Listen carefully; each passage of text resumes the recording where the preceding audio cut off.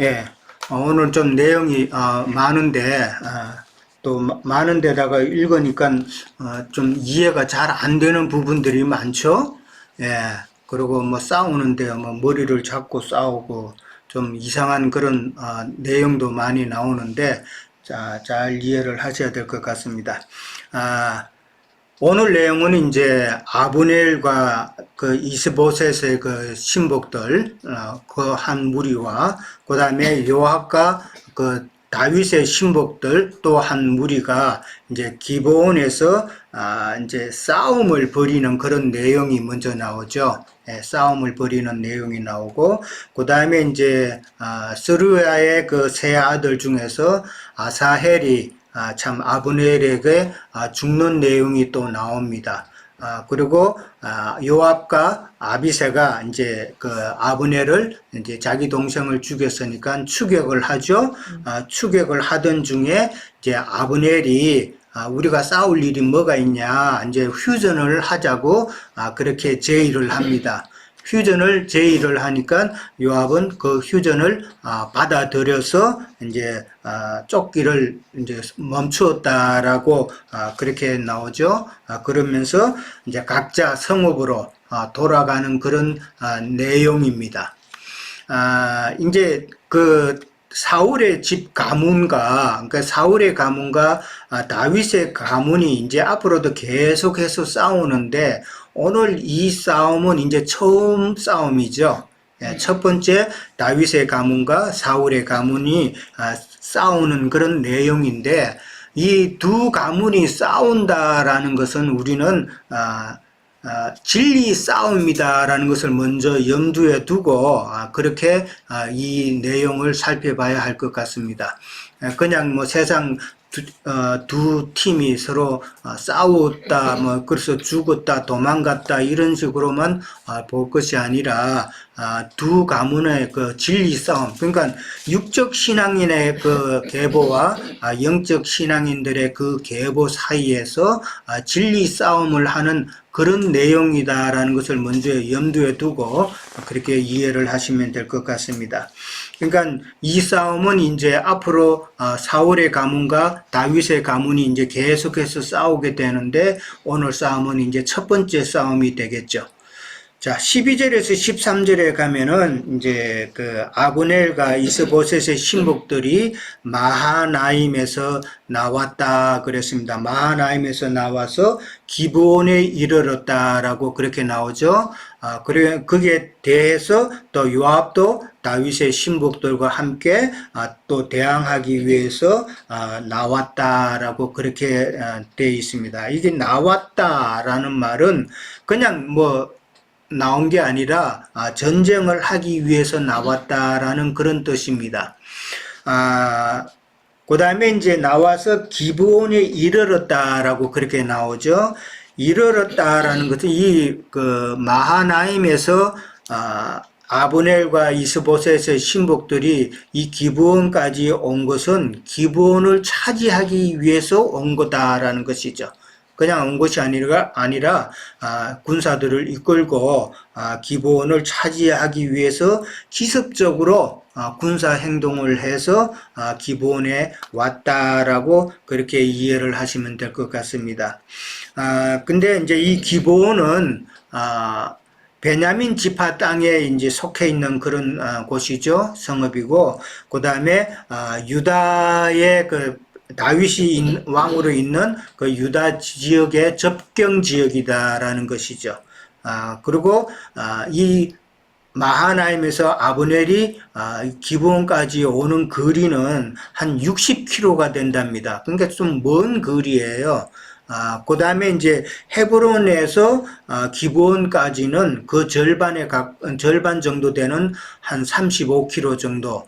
그러니까 멀리서 마하나임에서 기브온까지 이렇게 왔다라는 것은 기브온을 차지하기 위해서 왔다라고 그렇게 이해할 수 있습니다. 근데 기브온에는 특별한 게 있었죠. 기브온 못가라고 되어 있습니다. 못이 있었다라는 것이죠. 네. 그래서 서로 이제 대항해서 한쪽은 못 이쪽에 앉고 또 다른 한쪽은 맞은편에 못 저쪽에 그렇게 서로 대치했다라는 그런 내용이 되겠죠. 그런 대치하는 상황에서 아브넬이 요압에게 14절에 보면은 제안을 하죠. 원하건대 청년들에게 일어나서 우리 앞에서 겨루게 하자라는 말을 합니다. 겨루게 하자라고 제안하고 그 다음에 이제 요압은 좋다라고 또 수락을 하죠. 수락을 하고 그래서 청년들이 나와서 그 수대로 나가서 이제 싸우는데 각 팀에 12명씩 그렇게 나와서 싸우기로 한다라고 나와 있습니다. 이 겨루게 하자라는 이 말은 뭐 전쟁 치듯이 그렇게 전쟁 하는 그런 의미가 아니고요. 여기는 겨루게 한다는 이 단어는 사하크라 그래가지고 조소하다, 조롱하다 그런 의미가 있더라고요. 그러니까 단순히 그냥 싸우니까 전쟁하는 걸로 생각하면은 좀 의미가 조금 다르다. 여기서는 겨루게 하자라는 말은 조롱하다, 조소하다. 이 말은 상대방을 서로 조롱한다라는 그런 의미를 가지고 있는 말이죠. 상대방을 조롱한다는 말이니까 이거는 진짜 뭐 목숨 걸고 싸우는 거하고는 조금 다르다, 다른 의미다라는 것을 먼저 이해를 하시기 바랍니다. 그리고 각 진영의 수는 12명으로 했다라고 그랬는데 이거는 이스라엘의 12지파를 상징하는 그런 숫자라고 볼 수 있고요. 이 말은 이스라엘 12지파를 다스릴 왕이 누군지 한번 겨뤄보자라는 그런 의미가 있는 것이 아닌지 그렇게 생각이 됩니다. 근데 이제 16절에서 17절에 가면은 겨루는 방법이 좀 특이하죠. 각기 상대방의 머리를 잡고 칼로 상대방의 옆구리를 찌르며 일제히 다 쓰러졌다라고 그렇게 표현이 나옵니다. 그러니까 만약에 진짜 칼 가지고 서로 죽이려고 덤벼드는 그런 전쟁이라면은 상대방의 머리를 잡을 찬스가 있을까요? 또 뭐 찔러 죽이기 바쁘고 피하기 바쁜데 상대방의 머리를 잡을 시간이 없잖아요. 근데 16절에 보면은 각기 상대방의 머리를 잡고 칼로 상대방의 옆구리를 찌르니 일제히 쓰러지더라라고 그랬습니다. 이게 다 죽었다는 이야기죠. 참 이 부분이 상당히 어렵더라고요. 이게 싸우는 것, 전쟁하는 것도 아니고 서로 죽이려고 그렇게 싸우는데 왜 머리를 잡고 또 칼 가지고 상대방 옆구리를 찔러서 그렇게 죽일까? 참 어려운 그런 그 해석 부분이죠. 그 다음에 이제 그곳을 이름을 갖다가 헬갓 핫수림이라고 이제 그렇게 표현을 했는데 이제 헬갓이라는 것은 덜이고 핫수림은 칼에 쓰러진다라는 그런 의미이기 때문에 칼날에 쓰러진 자들의 덜이다라는 그런 의미죠. 그러니까 이거는 뭐 저주받은 황량한 덜이다라는 그런 의미가 되겠습니다. 그러니까 24명이 한 팀에서 이제 12명씩 24명이 다 죽자 17절에 가면은 그 싸움이 심히 맹렬하더니라고 그렇게 나옵니다. 심히 맹렬하게 되므로 아브넬과 이스라엘 사람들이 다윗의 신복들 앞에서 패하였다라고 그렇게 나옵니다. 자, 이거를 갖다가 우리가 이제 영적으로 좀 왜 이런 말씀이 기록이 됐는가를 한참 생각을 해 봤습니다. 여기 기브온에 있는 못이라는 것은, 그냥 일반 물을 많이 가지고 있는 그런 못이, 물론 그런 못이지만은, 그러나 그 의미는 하나님의 말씀이다라고 우리가 생각해 볼 수가 있겠죠. 그러니까 하나님의 말씀을 중앙에 두고 이쪽과 저쪽에 서로 대치된 상황이죠. 그러니까 이쪽과 저쪽이 서로 대치됐다는 건 우리가 생각해 볼 수 있는 것은 하나님의 말씀을 가지고 서로 진리 싸움을 했다라고 그렇게 우리가 생각해 볼 수가 있다라는 것이죠. 그러니까 아까 그 겨루다라는 그 의미가 서로 조소하다, 조롱하다는 그런 의미를 가지고 있기 때문에 진리 싸움을 하면서 상대방을 조소하는, 너는 틀렸다고 하는 그런 의미다라고 이해를 해볼 수가 있을 것 같습니다. 그러니까 머리를 잡고 칼로 옆구리를 찔렀다 그랬습니다. 서로 상대방이 머리부터 잡는 거예요. 예, 서로 상대방이 머리부터 잡고 그 다음에 이제 칼로 옆구리를 찔렀다 그러는데, 이게 좀 사실 12명은 대표잖아요. 많은 아브넬의 그 무리들과 요압의 무리들 중에서 12명을 선발해서 서로 이제 대결을 벌리는 건데, 이게 이제 고대 전쟁에는 이제 서로 대표가 나와서 이제 싸우고 그다음에 그걸로 승부 짓는 그런 경우가 많았잖아요. 우리가 잘 아는 골리앗 같은 경우, 골리앗이 그랬죠. 나와 대결할 싸울 자가 없느냐고 그 호통을 쳤죠. 그럴 때 이제 다윗하고 골리앗하고 그렇게 싸운 내용을 보면은 서로 대표적으로 싸웠다라는 것이죠. 그러니까 서로 12명이 참 진리 싸움의 대표자가 되어 가지고 나와서 다 이제 죽었다라는 것인데, 머리를 잡았다라는 말은 서로 진리 싸움을 할 때에 상대방의 그 머리니까 지식, 상대방이 알고 있는 것을 이제 무시하고 들어간다는 것이죠. 예, 무시하고 그 다음에 자기가 가진 그 지식, 그러니까 성경 지식을 갖다가 그걸 이제 칼로, 자기의 칼로 표현을 할 수가 있겠죠. 그 지식으로 상대방을 찔러 죽였다라는 말인데, 여기 죽었다라는 말도 참 우리가 생각해 보면은 헬기를, 그냥 진리 싸움을 하다 보면은 헬기가 막 나오죠. 그런 표현을 또 염두에 두고 하는 말이 아닌가, 그렇게 생각을 해 봅니다. 참 싸움이 맹렬했다라고 그랬는데, 이것 때 결국은 진리 싸움을 하다 보면은 참 서로 잘못된 방향으로 가게 되면은, 자기 것만 옳다 하게 되면은 참 어려운 경우가 생기겠죠. 예.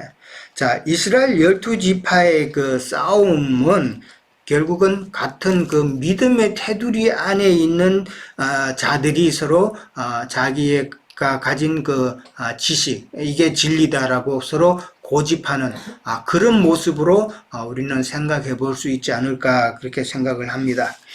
자, 그러니까 어떻게 보면은 이 24명이 다 죽었다는 이 말은 참 소득 없는 싸움이라는 것이죠.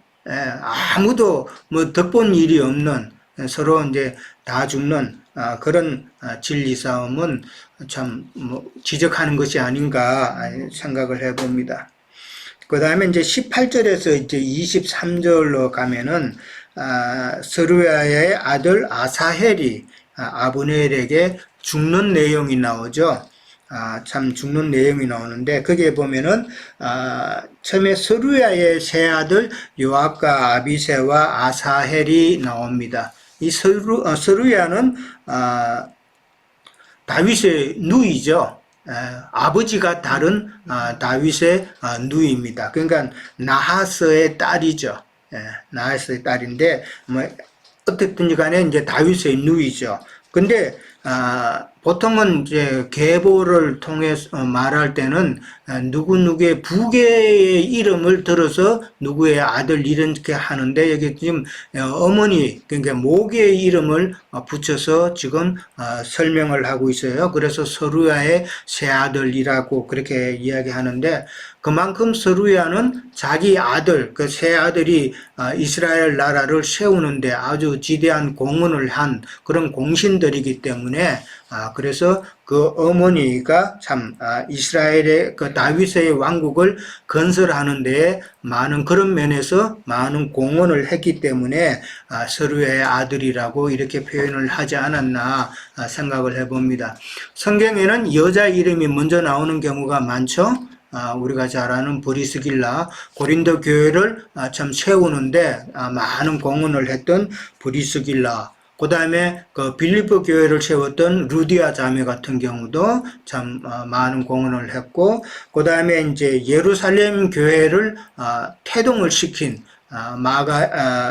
마가의 모친 마리아도 그런 부류에 속한다라는 것이죠. 그만큼 이제 많은 일을 하고 많은 공헌을 하고 참 이름이 앞서 나올 정도로 생명의 그 권위도 있고 그렇지만은 그러나 자매들은 교회에서는 아무도 장로나 사도가 된 자는 없다라는 것을 그 의미는 우리는 잘 알고 있죠. 예, 그런 자매가 이제 교회에서 만약에 어떤 자기 주장을 내세운다든지 하게 되면은 고린도 교회처럼 참 분란이 일어나는 경우가 생긴다라는 것이죠. 자, 세 아들이 이제 요압과 아비새와 아사헬이 나옵니다. 우리는 뭐 너무나도 잘 알죠. 요압은 참 군대 장관으로서 참 많은 일을 했지만은 그러나 나중에 다윗에게는 참 걱정거리가 되는 그런 사람이죠. 예.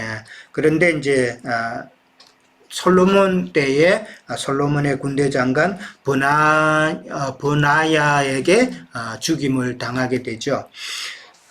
뭐 요압은 압살롬도 제거했고 그 다음에 아마사도 제거했고 그 다음에 아브넬도 죽이는 그런 참 많은 일을 했다라는 것이죠. 그 다음에 이제 아비새 같은 경우도 압살롬의 그 반역을 팽정을 하는데 큰 공을 세웠죠. 그 다음에 이제 그 사무엘하 21장 15절에 가면은 다윗이 참 죽을 위기에 처했을 때에 아비새가 다윗을 구한 내용이 나옵니다. 예. 그 다음에 이제 아사헬은 용사 30인 중에 한 사람으로서 참 발이 빠른 자다라고 그랬고, 오늘은 이제 성경에 보면 발은 들노루같이 참 빠르다라고 그렇게 표현을 했습니다. 자, 19절에 가면은 이제 아사헬이 아브넬을 추격하는 내용이 나옵니다. 아사헬이 아브넬을 이렇게 추격한 이유는 아브넬을 죽이면은 이스보셋의 그 세력은 금방 약화가 될 거다라는 그런 생각이 있었겠죠. 그래서 아브넬을 죽이고자 했을 것이고, 그 다음에 이제 아브넬을 죽이면은 자기에게는 큰 공이 되죠. 예, 그런 것을 염두에 두고 이제 어떤 면에서는 욕심을 가지고 아브넬을 추격했다라고 그렇게 볼 수가 있겠습니다. 20절에서 23절에 쭉 이제 읽어보면은 이제 아브넬이 이제 아사헬을 죽이는 내용이 나오게 되죠.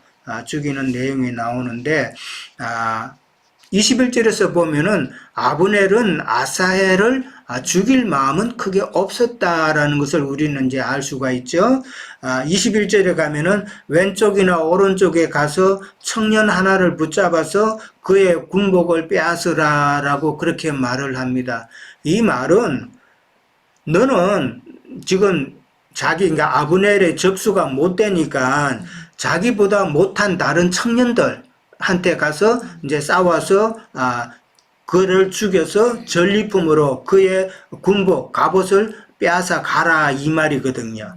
그러니까 너는 나하고는 싸우면 안 되니까 그냥 전리품만 챙겨서 그냥 가라라는 그런 이야기입니다. 싸우고 싶지 않다는 이야기죠. 그런데 이제 22절에 가면은 또 말하기를 너는 나 쫓기를 그치라 그만해라. 내가 너를 도무지 죽일 이유가 없다. 내가 너를 죽이게 되면은 네 형 요압하고 내가 참 불편한 관계다라는 것이죠. 뭐 불편한 관계일 뿐만 아니라 요압에 의해서 자기가 또 죽을 수도 있다라는 것을 미리 알고 있기 때문에 아사헬을 죽일 마음은 없었다라는 것이죠. 근데 23절에 가면은 아사헬은 물러나기를 거절했다라고 그럽니다. 그러니까 여기서 물러나기를 거절했다라는 이 말은 그냥 단순히 그 순간을 이야기하는 것보다도 거절했다는 이 말은 아사헬이 지금 아브넬에게 돌격했다라는 그런 의미로도 생각해 볼 수 있습니다. 갑자기 이제 막 덮치니까 아브넬이 창 뒤끝으로 그의 배를 찌르니 창이 그의 등을 꿰뚫고 나갔다라고 이제 표현이 되어 있습니다. 이 창 뒤끝입니다. 창 뒤끝인데 보통은 이제 아무로 창 앞쪽을 이제 무기가 더 길고 또 날카롭고 뭐 이렇게 해서 창 앞쪽으로 하게 되면 힘도 더 많이 쓰고 이렇게 되는데 창 뒤쪽으로 찌르게 되면은 힘이 완전히 다 안 가는 상태거든요. 근데도 이제 그 창 뒤쪽으로 찔렀다 그랬는데 이 창 뒤쪽에도 날카로운 도구가 있었다라는 그런 의미가 되겠죠. 그냥 나무 막대기 뭉뚱한 게 아니라 그 뒤에도 사람을 죽일 수 있는 그런 도구가 있었다라는 것이죠. 근데 그걸로 치니까 아사헬이 참 배가 찔려가지고 죽었다라고 그냥 꿰뚫고 나갔다고 그랬습니다. 그러니까 상당히 가격하게 빨리 막 돌진을 했는지 하여간 뭐 배가 등을 뚫고 나갔다고 그렇게 표현이 되어 있습니다. 어떻게 보면은 21절, 22절, 23절에 보면은 아사헬이 죽는 과정을 좀 자세히 설명을 하고 있죠. 그냥 뭐 죽었더라가 아니라 어떻게 했고 그 다음에 아브넬이 어떤 말을 했고 이런 과정을 지금 다 설명을 하고 있어요. 이 말을 이렇게 죽는 과정을 자세히 설명한 것을 우리는 또 살펴봐야 되는데 3장 30절에 가면은 요압과 아비사가 이제 결국은 아브넬을 죽이는 내용이 나옵니다. 죽이는 내용이 나올 때에 그 이유가 자기 동생 아사헬을 죽였기 때문이다라고 그렇게 설명이 되어 있죠. 그리고 3장 37절에 가면은 다윗이 하는 말이 이날에야 온 백성이 아브넬을 죽인 것이 왕이 아닌 줄 아니라라고 그렇게 표현을 합니다. 이 말은 아브넬이 죽은 것은 백성들이 다윗이 아브넬을 죽인 것으로 오해하고 있었다라는 것이죠. 그러니까 이런 요압과 아비사가 아브넬을 죽이는 그 이유를 갖다가 이제 여기서는 자세히 설명을 해 놓고 있다라는 것이죠. 그러니까 다윗이 죽은 것이 아니라 자세히 설명한 것은 아브넬이 왜 요압에게 죽었는가를 설명하기 위해서, 알게 하기 위해서 이렇게 표현을 했다라고 볼 수가 있을 것 같습니다. 그 다음에 이제 배가 찔려서 죽었다 그랬어요. 어떻게 보면은 이 아사헬은 그 특징이 상당히 발이 빠른 자라고 그랬잖아요. 그것도 참 재능이죠. 자기 나름대로의 재능인데 자기의 그 재능만 너무 믿었다라는 것도 어떻게 보면은 생각해 볼 수가 있다는 것이죠. 아브넬에게 참 아사헬은 어떻게 보면 한 수 아래인 사람이다라는 것이죠. 아브넬은 우리가 잘 알듯이 백전노장이잖아요. 백전노장인데 아브넬에게 아사헬이 도전했다라는 것은 어떻게 보면 한 수 아래에 있는 그러니까 준비가 안 된 자가 이제 아브넬에게 도전했다라는 것인데 아까 진리 싸움이라고 그랬는데 저는 여기서 아브넬을 갖다가 세상 교계에 뭐 유명한 신학자나 큰 교회 목회자들이나 이러한 자들을 아브넬이라고 본다면은 이 아사헬은 참 진리를 나름대로 깨달았다고 해가지고 아직도 준비가 좀 덜 된 상태에서 무모하게 그런 자들에게 가서 대적하는 그런 모습이 아닐까 이제 생각을 해 봅니다. 그 다음에 이제 배가 찔려 죽었는데 3장 27절에도 가면은 그 요압이 아브넬을 죽일 때도 그냥 목을 쳐서 죽인가 배를 찔려서 죽였다라고 나옵니다. 배를 똑같은 방법으로 죽였어요. 그 다음에 4장 6절에 가면은 이스보셋이 레갑과 바나에 의해서 참 암살당하죠. 암살당하는데 4장 6절에도 보면은 그 레갑과 바나가 이스보셋의 배를 찔렀다라고 나옵니다. 그러니까 상당히 그 동시대의 사람이 다 같이 배를 찔려서 죽었다라는 말이 이게 뭔가 암시하고 있지 않는가 생각을 해봅니다. 우리가 배라고 그러면은 가룟 유다가 생각나죠? 예, 가룟 유다가 떨어져서 배가 터져서 죽었다라는 말은 가룟 유다의 그 욕심이잖아요. 그러니까 지금 성경에서 말하고자 하는 것은 지금 아사헬은 그 다음에 아브넬은 이스보셋은 다 자기의 욕심 때문에 지금 죽었다라는 것을 성경에서는 이야기하고 있다라는 것이죠. 이 욕심은 지금 아사헬은 자기 나름대로 공을 세우고자 했기 때문에 무리하게 지금 아브넬을 쫓아갔다는 것이죠. 자기의 공로에 대한 욕심. 그 다음에 아브넬은 자기가 참 이스보셋을 왕으로 세웠지만은 자기가 권력을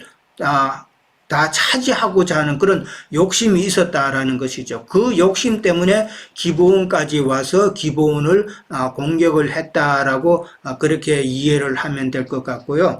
그 다음에 이스보셋은 자기의 그 왕권에 대한 욕심이죠. 다음 세대로 이어질 하나님의 그 왕권의 뜻은 자기가 아니라 다윗이라는 것을 알고 있었을 거라는 것이죠.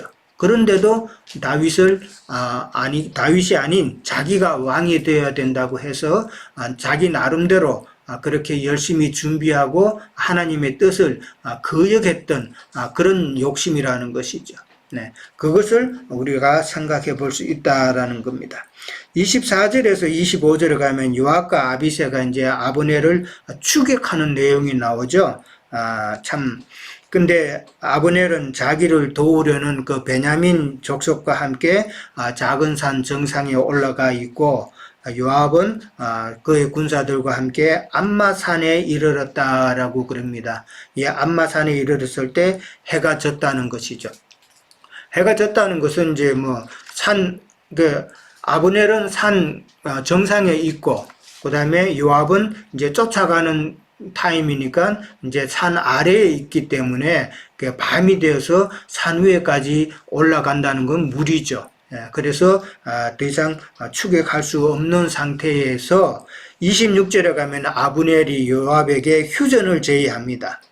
휴전을 제의하는 것은 아브넬이 아무래도 전세가 불리한 그런 상황이었기 때문에 참 휴전을 제의했다라고 그렇게 볼 수가 있겠죠. 그 내용이 칼이 영영이 사람을 상하겠느냐, 참혹한 일이 생길 줄을 알지 못하느냐, 네가 언제 무리에게 너의 행제쫓기를 거치라 명령하겠느냐라고 그렇게 말을 합니다. 이 말은 언제까지 서로 같은 동족인데 이스라엘의 12지파 한 형제인데 한 형제끼리 이렇게 싸움을 하겠느냐, 서로 이제 참혹한 일만 생길 것밖에 없으니까 이제 휴전하자라는 그런 내용이죠. 그래서 이제 27절에 가면은 요압은 아브넬에게 네가 말하지 아니하였으면 합니다. 이게 네가 말하지 아니하였으면 이 말은 14절에 있는 그 말이에요. 이제 서로 모였을 때 겨루게 하자라고 그랬단 말이죠. 그러니까 겨루게 하자라는 이 말은 진리 싸움을 붙였다라는 것이죠. 진리 싸움을 그렇게 시작을 안 했으면은 무리가 아침에 각각 다 돌아갔고 형제들을 쫓지 않았을 것이다라는 말이죠. 이 말은 이렇게 된 이유는 아브넬이 네가 책임이 있다라는 그런 의미가 되겠죠. 그래서 이제 요압은 아브넬의 그 말을 갖다가 이제 수락을 하죠. 28절에 가면은 요압이 나팔을 부르다 그랬습니다. 이 나팔을 분다는 것은 이제 더 이상 추격하지 마라라는 그런 신호죠. 그러니까 온 무리가 머물러 서고 다시는 이스라엘을 쫓아가지도 않고 그 다음에 싸우지도 않았다라고 그렇게 나옵니다. 요압이 그 아브넬의 그 휴전 제의를 갖다가 수용한 것에는 다 이유가 있었겠죠. 일단 뭐 그 당시 정치적으로 보면은 이제 새로 시작하는 다윗으로서는 다윗 왕국의 건설에 있어서 전쟁을 함으로써 자꾸 사람이 죽게 되면은 참 그 피 흘리게 되면은 백성들의 원망이 결국은 다윗에게 돌아올 것이다라는 것을 이제 요압도 알고 있었죠. 이제 그런 것 때문에 더 이상 피 흘림이 없는 그런 것을 원했다라는 것이죠. 그 다음에 이제 29절에 가면은 아브넬과 그의 부하들은 밤새도록 걸어서 마하나임으로 돌아갔다라고 나옵니다. 그 다음에 이제 30절, 31절에 가면은 서로 이제 피해 상황을 집계하는 내용이 나오죠. 다윗의 신복 중에는 19명과 아사헬이 죽었다라고 나오고, 그 다음에 아브넬의 그 신복 중에는 360명이나 죽었다라는 그런 결과가 나옵니다. 이런 결과가 나온 것은 참 압도적인 승리로 인해서 앞으로 이스보셋 그 사울의 가문의 그 세력은 참 힘들 수밖에 없다라는 것을 이제 예시해 주는 그런 내용이 되겠죠. 그러니까 영적 신앙인과 육적 신앙인과의 싸움에 있어서는 참 육적 신앙인은 결국 참 속된 말로 잽도 안 된다는 그런 의미가 되겠죠. 예. 자, 32절에 가면은 이제 아사헬을 베들레헴에 있는 그의 조상 묘에 장사했다라고 그랬는데, 이 베들레헴은 헤브론이 제일 밑에 있잖아요. 헤브론 위에 이제 기본이 있죠. 오늘 싸우는 그 기본이 있고, 그 다음에 이제 기본에서 한참 떨어진 마하나임이 있는데, 그 기본과 헤브론, 그 유다 접경 지역 헤브론에서 기본 중간쯤에 있는 그런 지역이죠. 그러니까 예루살렘도 예루살렘 바로 밑에 있는 지역이 베들레헴이잖아요. 그러니까 기브온에서 돌아오면서 마침 그 조상의 묘가 베들레헴에 있었기 때문에 베들레헴에서 장사하고 그 다음에 걸어서 밤새도록 걸어서 헤브론에 도착했다라는 것이죠. 도착하니까 날이 밝았다라고 그렇게 나와 있죠. 날이 밝았다라는 말은 다윗의 앞날에 하나님께서 함께 하실 것이다라는 것을 예시하는 그런 문장이라고 보고 3장 1절에도 보면은 바로 연결이 되어서 다윗의 집은 강하여지고 사울의 집은 약하여 가니라라고 또 연결이 그렇게 됩니다. 예, 그렇게 해서 참 사울의 가문은 첫 싸움에서 진리 싸움에서 패배하는 그런 모습을 우리는 생각하면 될 것 같습니다. 예, 여기까지 저는 하겠습니다. 예. 이라는 가의 그 장수들과 사울가의 장수들의 이 이렇게 대결하는 이런 모습을 우리가 봤습니다. 저도 이 사무엘하 2장 12절 이하를 이렇게 쭉 보면서 12명씩 이렇게 그 요압의 군장 밑에 12명, 또 아브넬의 진영에 12명 이렇게 하는데, 우리가 보면 12은 항상 보면은 그 대표자들을 상징하죠. 예수님도 12 사도들을 기울였고, 또 구약에 보면은 이스마엘의 12 그 방백들이 나오고, 12는 항상 그 보면은 대표 그 상징적으로 이렇게 12를 상징하는데, 여기에서도 우리가 보면은 이제 싸움으로 이제 이렇게 서로 대결을 하는데, 우리 인류사는 또 이 성경사는 거의 싸움으로 시작해서 싸움으로 끝나죠. 죽이고 살리고 막 이렇게 하는 걸로 끝나는데, 참 많은 사람들이 평화를 원하지만 실제 우리에게 당면해 있는 것들은 싸움이죠. 뭐 근자에도 우리 지구상에 전쟁이 2군데나 이어지고 있는데, 또 어떻게 이게 정리가 될지는 참 이렇게 뭐 보는 관망하는, 정말 우리 근자 6.25도 우리나라에서는 참 치열하게 민족 간에 이렇게 동족 상잔으로 이렇게 싸웠는데, 싸움은 참 저도 시골에서도 이렇게 보면 그 같은 고향인데도 마을 하나 가지고 서로 이렇게 편을 나눠서 싸워요. 또 어디 나가면은 또 그 편들이 서로 또 그 이렇게 적이 되고, 뭐 이런 그런 그 우리 인간사에서도 보면은 참 그 전쟁으로 이렇게 점철되어 있는데 우리나라 뭐 역사도 그렇죠. 모든 나라의 역사들은 서로 기득권을 위해서 서로 싸우고 이렇게 나가는데 실제 이제 성경에서는 진리 싸움을 말하고자 하는 거죠. 우리 여행자님 잘 증거를 해주셔서 뭐 더 이상 그 부분에 대해서 좀 말씀드리기도 좀 그런데 어쨌든 그 싸움이라는 것은 죽고 사는 문제와 또 이기냐 지냐로 이렇게 나누어지고 영적 싸움이라는 것은 겉에서는 우리가 그 겉사람은 지지만 속사람이 이기는 것이 이제 전도죠. 진리로 이겨나가는 것이 이제 싸움인데 그 우리가 보면은 그래서 사도행전에서도 이제 그 베드로가 이렇게 전도할 때 유대인들이 그 전도 못하게 이렇게 막 막지요. 남은 유대인들이 전도를 못하게 하고 사도행전 13장 45절들은 이제 유대인의 무리가 시기한다고 그러는데 그래서 베드로는 내가 사람의 말을 너희의 말을 들을까 하나님의 말을 들을까 하고 이렇게 참 베드로의 그렇게 그 선언이 있는데 우리들은 그렇죠. 말씀을 가지고 있는 자들은 하나님을 말씀을 가지고 우리가 두려워하고 진리 안에서 있는 것들이 담대한 것이지 사람의 말이라는 건 한낱 그 뭐 공허에 불과한 거죠. 그런 것에서 또 보면은 그 예수님 때도 그 세례 요한의 제자들과 예수님의 제자들의 이렇게 진영으로 이렇게 나눠지는데 그 세례 요한 제자들이 예수님을 나중에는 이제 그 뭐 이렇게 좀 비난하죠. 뭐 우리 저 세례 요한은 이렇게 금식도 하고 그러는데 예수님은 금식도 안 하고 뭐 이렇게 한다고 이렇게 되죠. 근데 사실은 진리가 그렇게 와도 어떤 그 기득권을 내려놓고 진리 안으로 나가는 게 참 어려운 것 같아요. 오늘 이 아보넬의 그 모습을 보면서도 배가 찔려서 이제 죽는 아사헬을 배를 찔렀는데 자기도 뭐 배가 찔려서 이제 죽게 되는데 배가 찔린다는 그 속의 마음이라는 건데 이제 기득권이라는 거죠.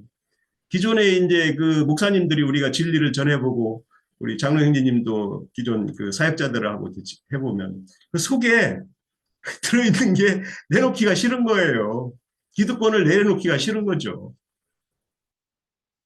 결국은 그거 배가 터져서 죽을 건데 그걸 가지고 기득권에 이게 사람이 한번 그 기득권의 그 맛을 보면은 아무리 진리를 가르쳐 줘도 눈도 가려져 있지만은 그걸 포기하기가 어렵다는 거죠. 참 가룟 유다가 그랬듯이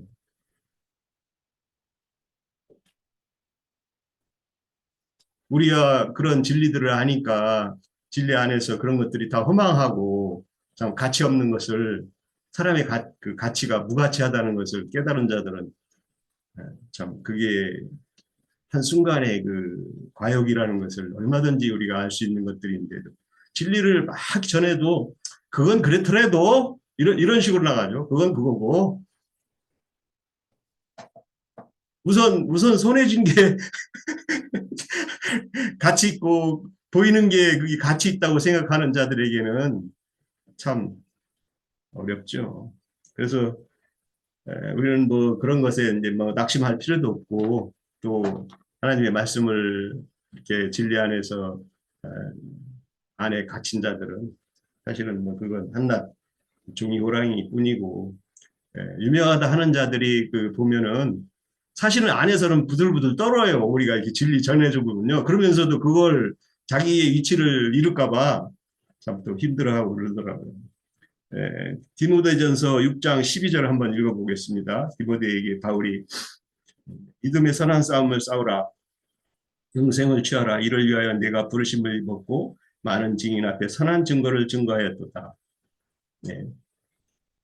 우리가 바울 사도의 이런 그 전도를 싸움으로 이렇게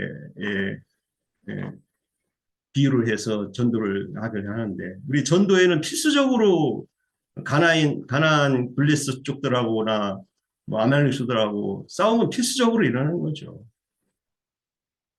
그래서 참 바울 사도는 내가 선한 싸움을 싸우고 나의 달려갈 길을 마치고 믿음을 지켰으니 이제 하나님께서는 주시는 은혜의 상이 있겠다는 거죠. 계시록에서도 그래서 이기는 자들을 굉장히 이렇게 권면하죠. 주님이. 이기는 자는 내 말씀을 지키고 끝까지 이기는 자들은 예, 권면하는데 이기는 자들로 우리가 정말 주님께서 원하는 부활에 들어가는 그래서 삼복음서에서도 나오죠. 부활하기에 합당함을 입은 자들은 예, 합당하게 입은 자들이 결국은 부활에 들어간다는 거죠. 지천사, 예, 트랍천사에 들어간다는 거죠. 그래서 우리의 믿음의 그 표대를 향해서는 예, 전도의 싸움과 이기는 싸움이 필수적으로 요구된다고 이렇게 보는 것 같습니다. 마치겠습니다. 예. 또 이어주시죠. 네, 예. 제가 오늘 말씀 보면서 또 형제님들 전거 들으면서 이제 느꼈던 것들만 좀 말씀을 드려볼게요. 우선 이제 저는 이제 오늘 말씀을 읽으면서 하나님이 창조하고 이 창조 세계를 운영할 때 이 전쟁이라는 것이 계획되어 있었던 것인가 이런 걸 좀 생각을 해봤어요.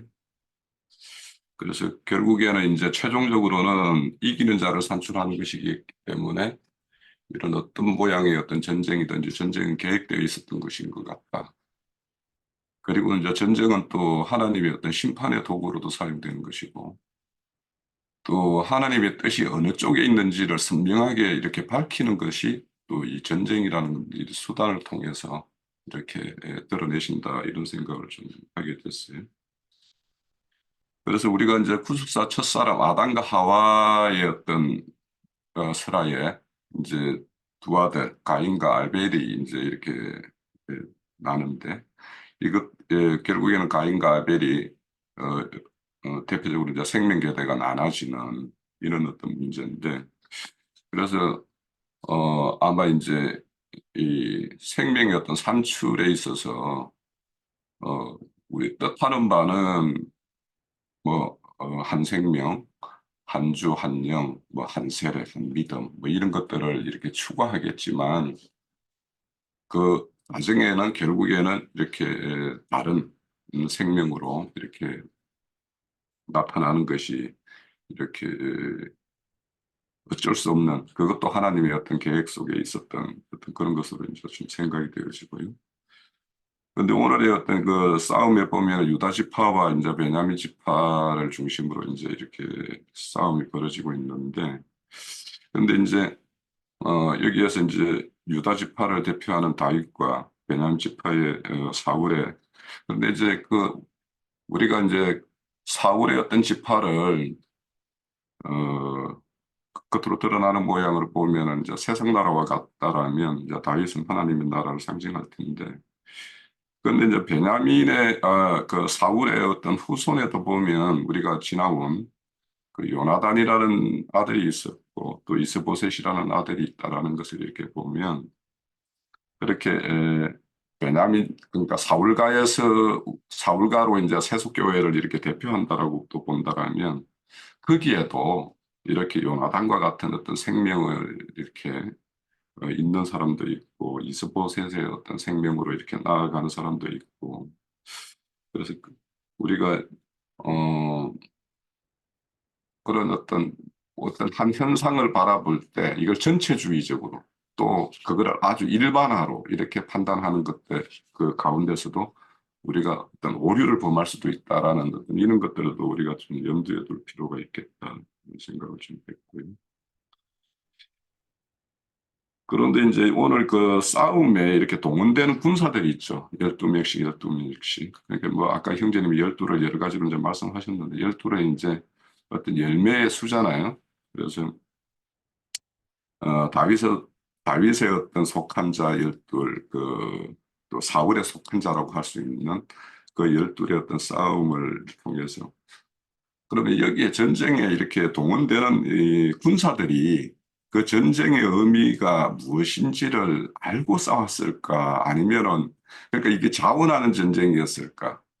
또 자기가 이 전쟁의 어떤 의미를 정확하게 알고 싸우는 어떤 그런 것이었을까? 이런 것들에 대해서도, 그래서 우리가 이제 믿음 가운데서 이제 영적인 어떤 전쟁, 뭐 이런 것들을 우리가 많이 말을 하는데, 그래서 우리 같은 경우에는 이제 싸움의 어떤 의미와 목적을 이렇게 분명하게 알고 있지만, 우리의 어떤 그 하나님의 어떤 뜻에 대적하면서 이렇게 하나님의 뜻을 쫓는다고 생각하는 그들은 또 결국에는 그들도 하나님께 충성한다라고 그 싸우는 싸움이 그걸로 이렇게 드러나는 것이거든요. 그래서, 이런 전쟁의 어떤 정확한 의미, 그리고 그 상대의 어떤 실상, 이런 것들을 우리가 어떻게 알고 임해야 되는가 하는 이런 것들도 좀 생각하게 되고요. 또 요압의 동생 그 아사헬 같은 경우에 이제 보면 이제 참 뭐 빠른 걸음을 자랑하는 자라고 이렇게 표현되어 있고, 그런데 한마디로 이제 속된 말로 하면 분기탱천하는 사람의 어떤 대표자인 것 같아요. 그래서 이거는 이제 오늘날 우리에게 적용한다라면 자신의 성경 지식을 이렇게 자랑하고 자부하고 그것을 늘 뭔가 이렇게 상대를 만나면 이것을 앞세우고자 하는 사람의 어떤 상징이 아사엘이다. 그래서 그렇게 이 아사엘의 싸움은 결국에는 상대를 이기지도 못하고 자기가 죽고 말고 결국에는 또 상대도 자기 형 요압에게 죽게 되는 어떤 결과를 이렇게 낳아요.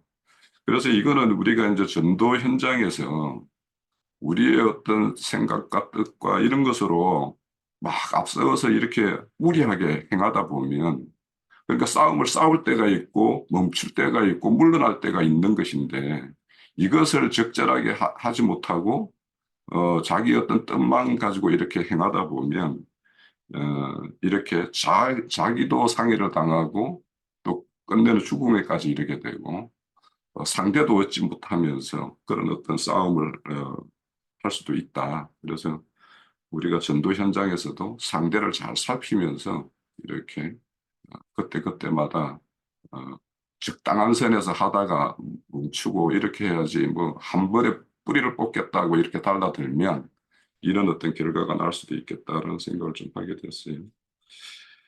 그래서 결국에는 이제 이 전쟁에서 승부가 뭐 이렇게 뭐 숫자로 보면 다윗이 이렇게 승리한 것처럼 보이지만 그 싸움의 어떤 주도하고 주권을 행사하는 자들은 결국에는 자기 곳으로 돌아갔다라는 것으로 이렇게 결론이 돼요.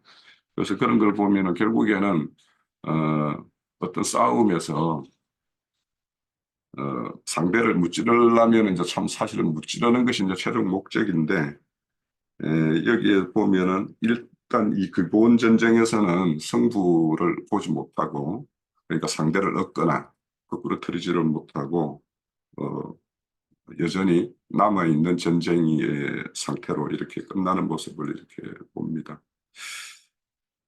그리고 이제 이 전쟁에 있어서 여기 보면 12명, 12명 이렇게 싸우는 것들을 보면서 우리가 이렇게 진리 논쟁을 할 때 우리가 가끔 떼거리로 이렇게 모여서 이렇게 진리 논쟁을 하는 경우가 있죠.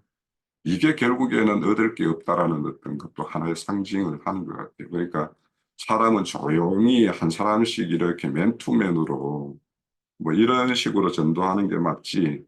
막 양 진영이 이렇게 마주 앉아가지고 하게 되면 그 자기 편에 있는 사람을 의식해서도 저 사람 말이 뭔가 옳고 좀 수긍이 간다 하더라도 그 수긍하는 것을 그 자리에서 이렇게 진솔하게 이야기 못하고 자기 옆에 자기 어떤 진영의 사람들을 의식해서 오히려 자기들의 어떤 주장을 더 강하게 앞세워서 자기 편들 중에서 더 도드라지는 어떤 그런 자리에 이치하게 따른 어떤 이런 것들로 이제 드러날 수도 있겠다라는 생각이 들어서 전도는 그냥 조용히 이렇게 하는 거지 우리가 이제 얼마 전에 그 아산에 그분들하고 또 이제 뭐 이렇게 교제를 했는데 그것도 이제 서로 왕래하고 이렇게 해가지고 지금까지 우리 금기름 붓는 집에 와가지고 여러 교회들과 이렇게 해봤지만 얻은 사람 한 사람도 없었다는 것이 이것도 하나의 어떤 증거 아닌가 이런 생각이 좀 했어요. 그래서 저는 이 전도 현장에서 오늘 말씀 중에서 우리가 좀 이렇게 새겨볼 만한 내용들이 여러 가지가 많이 있다라는 생각을 좀 하면서 봤습니다. 예, 예, 확실히 오늘은 우리가 말씀을 이제, 진리를 알고, 남에게, 어떻게 접근할 것인가 하는 것을 교훈으로 좀 삼아야 될 부분이 많이 있죠. 예, 제일 중요한 거는, 충분히 아사헬과 같이 아직 준비가 덜 된 그런 모습은 없어야 되겠다. 어떤 사람을 전도하고 어떤 사람과 같이 진리를 서로 토론하고자 할 때는 나름대로 철저하게 준비가 되는 그런 모습도 있어야 되겠고, 그 다음에 이제 혈기 부리는 그런 모습으로 해서는 또 안 되겠다라는 거. 근데 이거는 제가 경험해봐도 이 남하고 이게 전도하고 진리 토론하는 경험이 좀 많아야 되겠더라는 것이죠. 예, 처음에 한두 번 할 때는 이게 성질이 안 나올 수가 없어요. 예, 그거는 아직 준비가 덜 됐고, 좀 많은 경험을 해봐야, 아브넬처럼 백전노장이 되어야 그런 면에서 좀 상대를 잘 요리할 수 있지 않을까 생각을 해봅니다. 예. 자, 다른 분 또 없으신가요? 자, 그럼 우리 장로행전님 마무리 좀 해주시겠습니까? 우리 세 형제님이 뭐 더 보탤 필요도 없이 아주 잘 증거를 해줘서 너무 감사하게 생각하고요. 우리 이제 형제 자매님들이 성경에 이런 전쟁사가 나오면 이게 영적인 장자권을 위한 싸움, 장자권자가 누구인가, 그러니까 육적 장자권자들과 영적 장자권자들의 싸움이다. 그러면 이제 시작에 가인의 길에 행하는 자들과 아벨 대신해 주신 셋의 길에 행하는 자들이 결국 서로가 신앙이 안 맞기 때문에 싸우는 것을 상징한다. 이제 이런 아주 기본적인 진리 지식이 이게 확실하게 마음에게 잘 정리가 되셨으면 하는 마음이고요. 세상 교계에서 그 가나안 땅의 전쟁사 이야기가 나오면 무조건 그 이스라엘과 가나안 족속이 전쟁을 했다 이렇게만 가르치기 때문에 그 의미가 자신 안에서 육체를 주장하고 있는 루즈벨과 그를 따르는 악기들을 대적하는 그리스도 즉 미카엘과 그를 따르는 하늘 군대가 루시퍼와 그를 따르는 악기들과의 영적 전쟁을 성경이 말하는 것이지 인간사의 세상 전쟁을 말하는 것이 아니다라고 하는 개념이 정리가 안 돼 있어요. 이제 어떤 목회자들하고도 가끔 이런 문제에 이제 대화를 해보면 말이 안 통해요. 그분들의 생각은 그냥 세상 사고에 젖어 있기 때문에 역사적으로 그런 전쟁을 했다 이렇게만 생각을 하거든요. 그러면은 그건 성경을 역사로 보는 것이지 성경은 영이신 하나님의 말씀으로 보는 것이 아니지 않냐. 이 전쟁은 하나님의 나라를 세상 나라를 결국은 심판해서 멸하고 세상 나라를 주와 그 그리스도의 나라를 세우고자 하는 것이 성경의 전쟁사의 결말인 건데 그 어떻게 세상 나라의 어떤 정신세계가 서로 다른 사람들을 막 치고 죽이고 그렇게 한다 해서 주님의 나라 되는 게 아니지 않냐.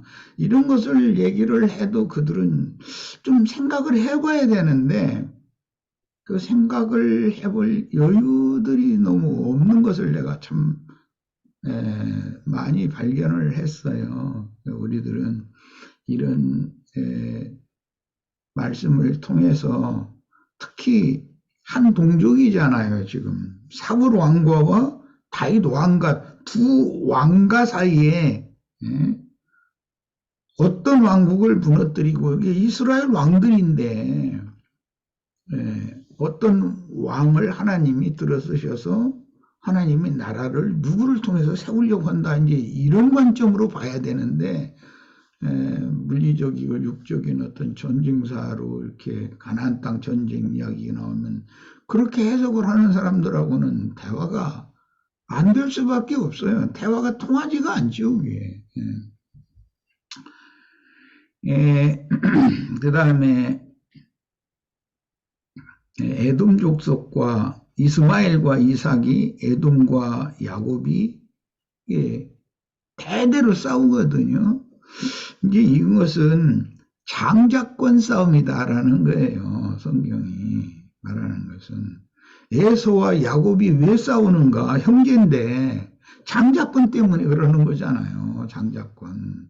그러니까 이런 기본 어떤 그 성경을 이해하는 틀이 우리 지체들에게 이제 이런 말씀을 통해서 명료하게 잘 저장되고 장비되어졌으면 하는 그런 마음이고 이것을 이제 오늘날 우리들에게 적용하는 말씀도 형제님들이 이미 다 했는데 기독교계의 교리와 주님의 교회의 진리 서로 부딪힌다.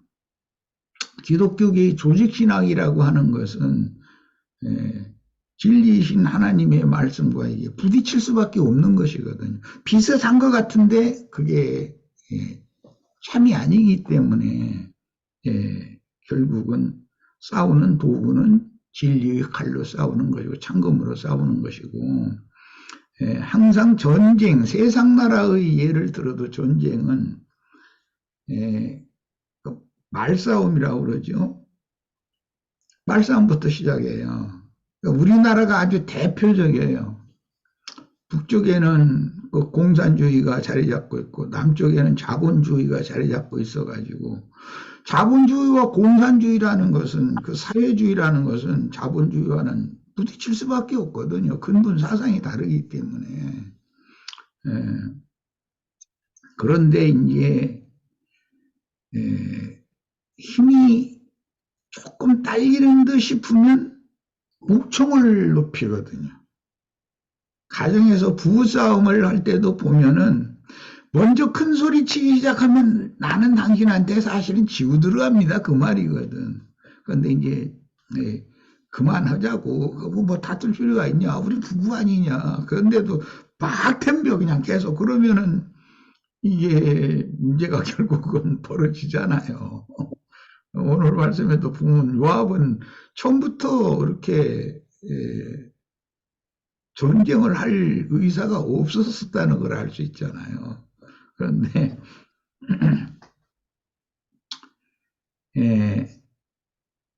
뭐 못을 가운데 두고 뭐 양편이 이렇게 편을 나눠서 이제 전쟁하는 것을 형상화시켜놔서 표현이 되어 있지만 이런 것은 기독교계가 주장하는 그런 교리와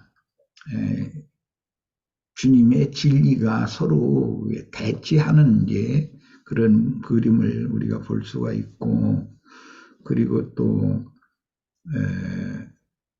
주님의 제자들과 유대교의 각 교단의 대표로 뽑혀나온 그들이 이렇게 전쟁의 실제는 말싸움하는 것이거든요.